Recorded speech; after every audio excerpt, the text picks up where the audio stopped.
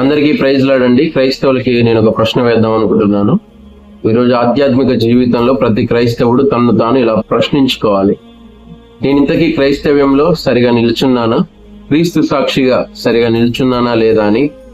నేను క్రైస్తవుణ్ణని పిలువబడుతున్నాను కదా, మరి నిజంగా నేను క్రైస్తవ్యంలో క్రీస్తు సాక్షిగా నేను సరిగా ఉన్నానా లేదా అని ప్రతి ఒక్కరూ తమ ఆధ్యాత్మిక జీవితాన్ని ప్రశ్నించుకోవాల్సిందిగా మనవి చేస్తున్నాను. ఏంటంటే, 1 కొరింథీయులకు రాసిన పత్రిక 10వ అధ్యాయము 12వ వచనం ఒకసారి చదువుతా చూడండి.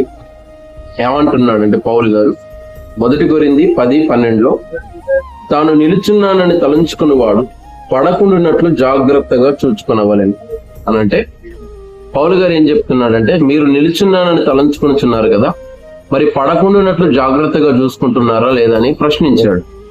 అయితే నేను చెప్పేది ఏంటంటే అండి, అసలు దేవుడు మనల్ని ఎలా నిలబెట్టాలనుకున్నాడు, మనం ఎలా నిల్చున్నాం?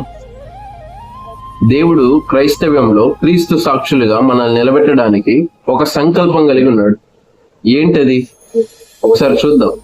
కొలస్సీయులకు రాసిన పత్రిక 1వ అధ్యాయము, కొలస్సీయులకు రాసిన పత్రిక 1వ అధ్యాయము 22వ వచనం చదువుతా వినండి. ఏంటంటే, తన సన్నిధిని పరిశుద్ధులుగాను నిర్దోషులుగాను నిరపరాధులుగాను నిలవబెట్టుటకు అని రాయబడింది. ఏంటంటే, తన సన్నిధిలో, దేవుని సన్నిధిలో మనం పరిశుద్ధులముగాను నిర్దోషులుగాను నిరపరాధులుగాను నిలవబెట్టుటకు అని రాయబడింది. మనం పరిశుద్ధంలో ఉన్నామా? పరిశుద్ధంగా జీవిస్తున్నామా? అసలు మనలో పరిశుద్ధత అంటూ ఉందా? క్రైస్తవుడు సరిగా నిలుచున్నానని తలంచుకున్నవాడు ముందుగా నాలో పరిశుద్ధత ఉందా లేదా, నేను పరిశుద్ధంగా జీవిస్తున్నానా లేదా?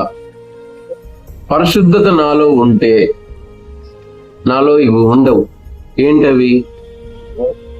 ఒకవేళ నేను చూపించే ఈ సెంటెన్స్ ఏదైతే ఉందో, నెక్స్ట్ తీయండి, అది వాక్యంలోనే చూద్దాం. మత్తయి సువార్త 15వ అధ్యాయం ముందు 11వ వచనం చదువుతా వినండి. నోట పడునది మనుషుణ్ణి అపవిత్రపరచదు గాని నోట నుండి వచ్చినయే మనుషుణ్ణి అపవిత్రపరచునని వారితో చెప్పింది. ఏంటి? పరిశుద్ధత మనలో లేకపోతే మనలో నుండి కొన్ని బయటకు వస్తాయట. ఏంటో చూద్దాం రండి.